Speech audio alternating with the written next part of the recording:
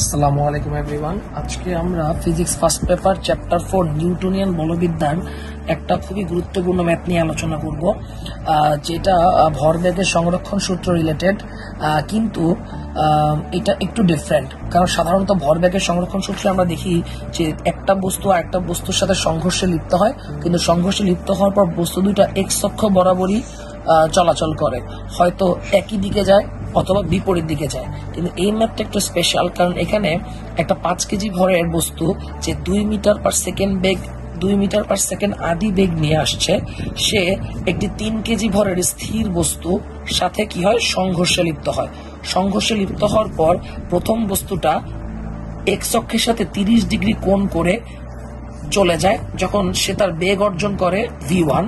প্রশ্নটা হচ্ছে, এই স্থির যে বস্তুটা ছিল সে সংঘর্ষের পর কত বেগ অর্জন করলো এবং সে এক্স অক্ষের সাথে কত কোণ করে গতিশীল হলো।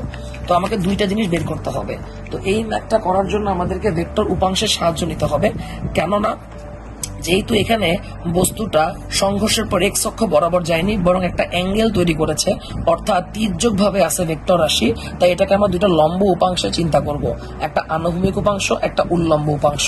তাই আমরা যেই বেসিক সমীকরণটা পড়েছিলাম, m1u1 প্লাস m2u2 সমান m1v1 প্লাস m2v2, এই সমীকরণটা শুধুমাত্র যদি এক্স অক্ষ বরাবর গতিশীল থাকে তখনই প্রযোজ্য, কিন্তু যখনই একটা অ্যাঙ্গেল তৈরি হবে তখন কিন্তু আমাকে এটাকে উপাংশ ভাগ করে দিতে হবে। তাই আমরা যে কাজটা করব, আমরা এই ম্যাথটাকে দুইটা ভাগে ভাগ করব। একটা হচ্ছে আনুভূমিক উপাংশ নিয়ে কাজ করব, আর আরেকটা হচ্ছে উল্লম্ব উপাংশ নিয়ে কাজ করব। তো প্রথমে আনুভূমিক উপাংশ নিচ্ছি। তো সূত্রটা প্রথমে হচ্ছে m1u1, ওকে। কিন্তু এখানে আমরা কি করব, আমরা u যেটা একটা ভেক্টর রাশি, তাহলে এটাকে আমরা কি করব, আনুভূমিক উপাংশে ভাগ করে দিব।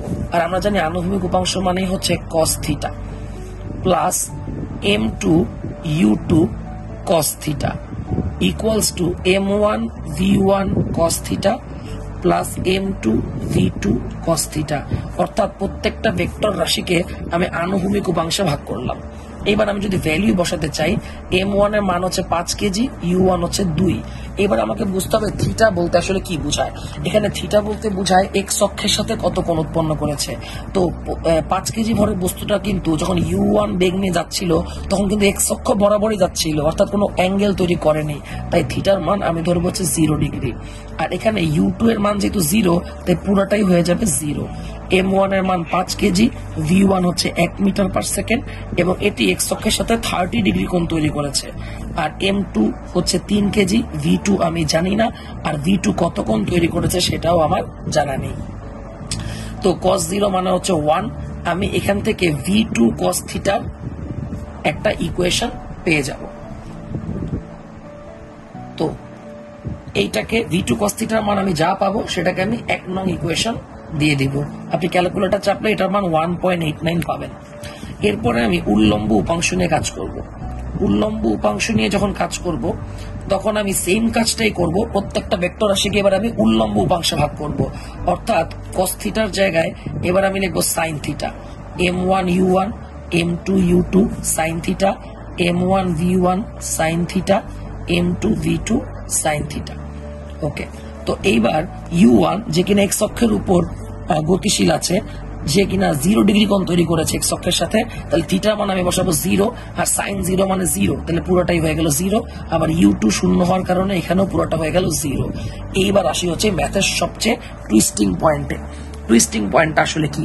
টুইস্টিং পয়েন্টটা হচ্ছে, আমি যদি দেখি আমার v1 ছিল হচ্ছে এই বরাবর, ওকে। এই v1 কে আমি দুইটা লম্ব উপাংশ যদি ভাগ করি, তার মধ্যে আনুভূমিক উপাংশ হবে এই দিকে আর উল্লম্ব উপাংশ হবে এই দিকে, v1 cos theta, v1 sin theta. আর এই দিকে হচ্ছে আমার v2, ওকে। এইটাকে যদি আমি থিটা ধরি তাহলে এই দিকে কাজ করবে হচ্ছে v2 cos থিটা, আর এই বরাবর কাজ করবে হচ্ছে v2 সাইন থিটা। তো আমরা যদি খেয়াল করে দেখি v1 cos থিটা যেই দিকে v2 cos থিটা একই দিকে কাজ করতেছে, তাহলে দুইটা ভেক্টর রাশি একই দিকে কাজ করায় আমরা কিন্তু আগে প্লাস চিহ্ন ইউজ করেছি এখানে। কিন্তু বস সবচেয়ে গুরুত্বপূর্ণ ব্যাপার হচ্ছে v1 sin থিটা কাজ করতেছে উপরের দিকে এবং v2 sin থিটা কাজ করতেছে নিচের দিকে, অর্থাৎ পরস্পর বিপরীত দিকে কাজ করতেছে। ঠিক এই কারণে আমরা এখানে আর প্লাস চিহ্ন না দিয়ে পরের লাইন এখানে কি লিখে ফেলবো, মাইনাস চিহ্ন দিয়ে দিব। তার মানে আমরা জানি বেগ একটা ভেক্টর রাশি দিকের উপর অবশ্যই নির্ভরশীল। আমরা যখন ম্যাথ করি যে দুই পাশ থেকে দুইটা বস্তু আসতেছে, তখন একটাকে পজিটিভ ধরলে একটাকে আমরা নেগেটিভ ধরি। এই কাজটা এখানে করলাম, v1 sin theta positive, v2 sin theta negative. Okay, m1 এর মান বসাইলাম 5, v1 এর মান 1, থিটার মান 30, m2 এর মান 3, v2 আর থিটা কোনোটাই আমি জানি না। এখানে আমি v2 sin থিটার একটা ইকুয়েশন পেয়ে যাব, যার মান আপনি পাবেন 0.83। এটাকে 2 নম্বর ইকুয়েশন দিবেন। আমি তাহলে দুইটা ইকুয়েশন পাইলাম, 1 আর 2। খুব সিম্পলি এখন আমি 2 আর 1 ভাগ দিয়ে দিব, যাতে করে আমার v2 কাটা যায় আর sin বাই cos হয়ে যায় tan theta. sin by cos হয়ে যায় tan theta, and tan theta equals to আপনি লিখবেন 0.83 ডিভাইডেড বাই 1.89। এখান থেকে ক্যালকুলেটর চাপলে থিটার মান আসবে 23.7 ডিগ্রি। এই থিটার মানটা আপনি 1 অথবা 2 যে কোনো সমীকরণে বসিয়ে দিলে v2 এর মান পেয়ে যাবেন। তখন v2 এর মান আসবে 2.06 অ্যাপ্রক্সিমেটলি মিটার পার সেকেন্ড। তো ম্যাথটা খুবই গুরুত্বপূর্ণ, একটু মনোযোগ সহকারে করবেন। আশা করি সবাই বুঝতে পেরেছেন। Thank you.